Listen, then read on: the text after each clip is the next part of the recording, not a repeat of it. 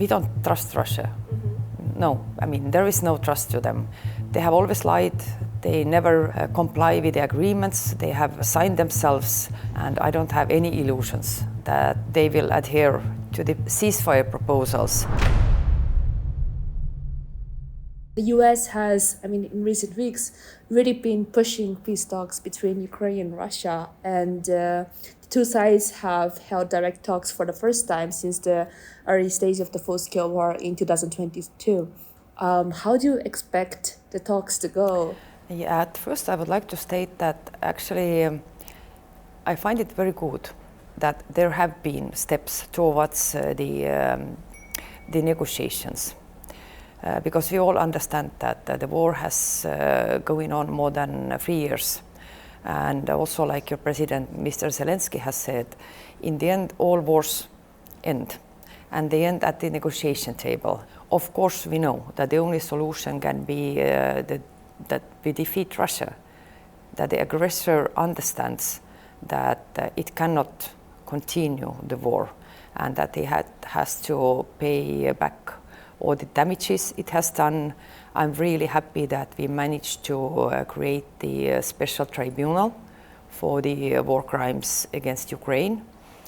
So I see that in a positive way that a lot is happening. So all this I find very, very useful. Of course, there are paths that are maybe not very welcomed by our side. I mean, to be honest, I think we have given the aggressor like too many possibilities. And but I hope that now we are stronger and we can really push the aggressor state, the Russia, to the understanding that it cannot just drag the war like this. That we are, we have already adopted many packages of sanctions. The latest one of 20th of May. It's the strongest one so far. And what were your reactions to the Putin-Trump call on Monday this week? And how do you think it would affect and change the negotiating stance of both sides? And should we be concerned that what the US President Donald Trump has said about how he trusts his Russian counterpart Vladimir Putin and believes that Putin also seeks peace?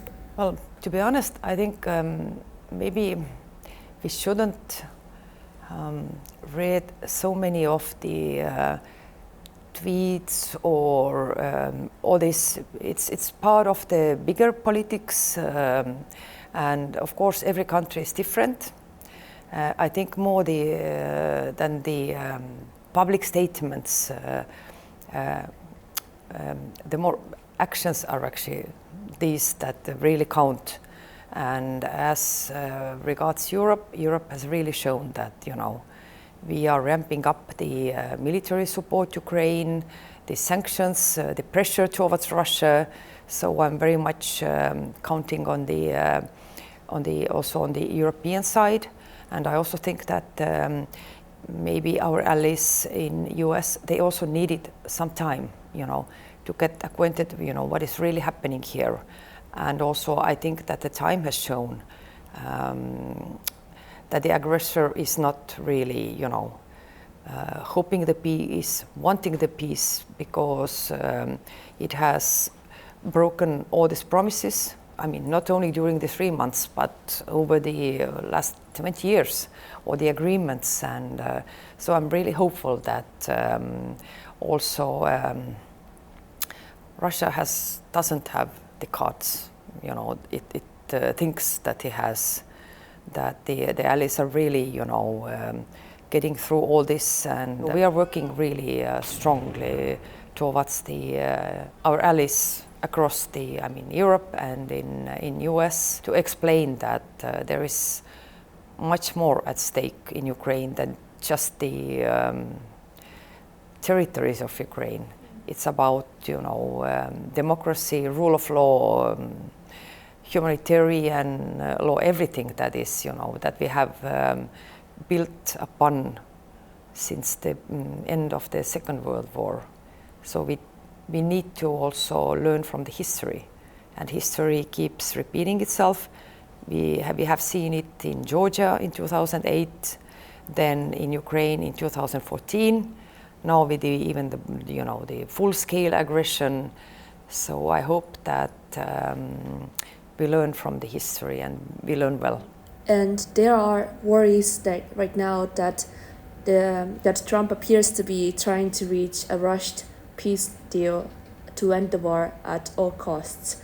And I was wondering how concerned Estonia and maybe the other European allies were on this, and how do his business ambitions come into play?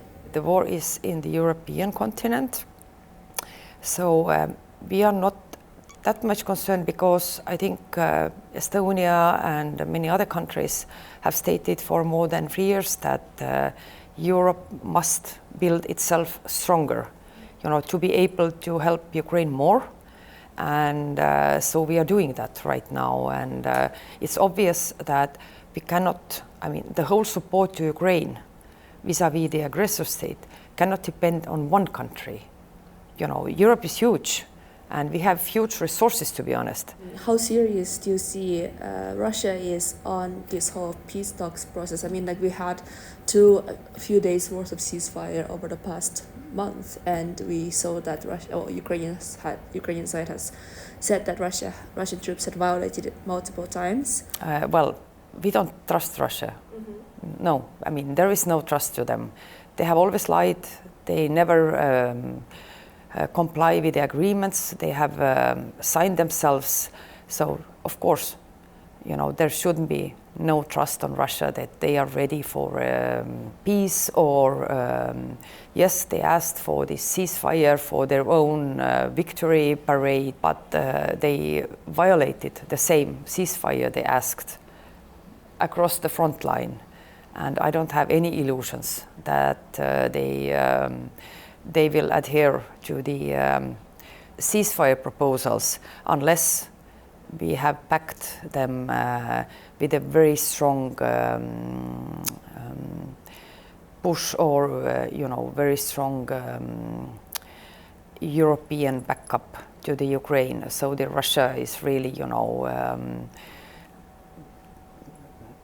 in a position where they have to really start thinking that does this war is affordable to them? Is it really worth to sacrifice millions of its citizens, and no trust for the Russians? Just for the words. We have really put a strong pressure on Russia, together with the negotiations or whatever ceasefire proposals. Then we can see if they are serious. And since there's been talks about this potential ceasefire if Russia agrees to it, there's been talks about the buffer zone and who would be monitoring that potential buffer zone. So are there already developments in that area? Are European allies already thinking about who could potentially be involved in what would be a very difficult process, I think? And how realistic is it to build a buffer zone? And because Russia doesn't really want NATO troops, right, inside Ukraine, so close to Russia. Yes, but I start with this, that Russia is the aggressor state. Mm-hmm. We don't need to worry, what Russia wants or what Russia thinks or what he, puts on the table. We have said that, at first we need a ceasefire in the land, in the air, and across the front line. And after that, we can start the real negotiations, because it's really difficult to negotiate when the war is still, dragging on, especially from the Russian side.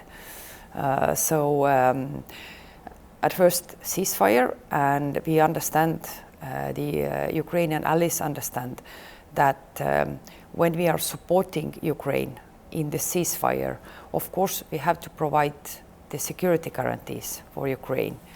You know, the many allies have already signed last year security agreements with the Ukraine. So now the coalition of willing has started very serious negotiations about what could be the security guarantees. Yes, so far we cannot have NATO troops on the ground because NATO has not made such a decision yet, but there are many countries who have said out loud that they are willing and strongly wanting to be part of the security guarantees for Ukraine. Also, Estonian government has said it, that we are ready to provide with the company on the ground. And it's obvious to everybody then when we agree, I mean, when Ukraine is agreeing to ceasefire, that there needs to be a very strong support, not only in statements or in words, but with the real actions by the allies, and this work is already going on. What are the other sanctions that you think Europe should be imposing on Russia to hurt its economy, and how much, could you tell us maybe like more about how much these sanctions have already had an impact on Russia? For example, there are so many planes in Russia that have crashed or that cannot take off or maintenance because the spare parts have come from the Europe or from the other countries who have now, put them under the sanctions. So there are, of course, Russia is it's a dictatorship, and it doesn't publicize much of its information. And also, if you see the articles or statements of the Russian central bank authorities, so they do work. It takes some time, and of course they go in parallel with the military assistance to the Ukraine. There are still so many areas that we haven't yet touched upon, like the oil prices, and those sectors that are also quite a lot harming the war machine, and we are going there. Where can Estonia come into the play in this tense political situation unfolding, and what are your country's future plans to continue helping Ukraine in what is now very difficult months?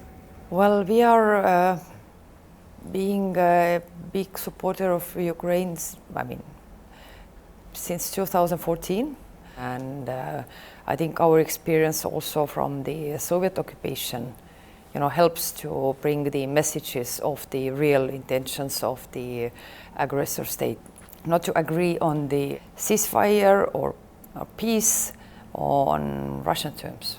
So we are really active in this field to also enlighten our allies that let's not rush to any agreement that is Russia is putting forward, or let's see if they are really adhered to that, and always be cautious, double cautious. Thank you for watching this video. Independent journalism needs a community, not a paywall. Help us reach 20,000 members and keep our work open to everyone.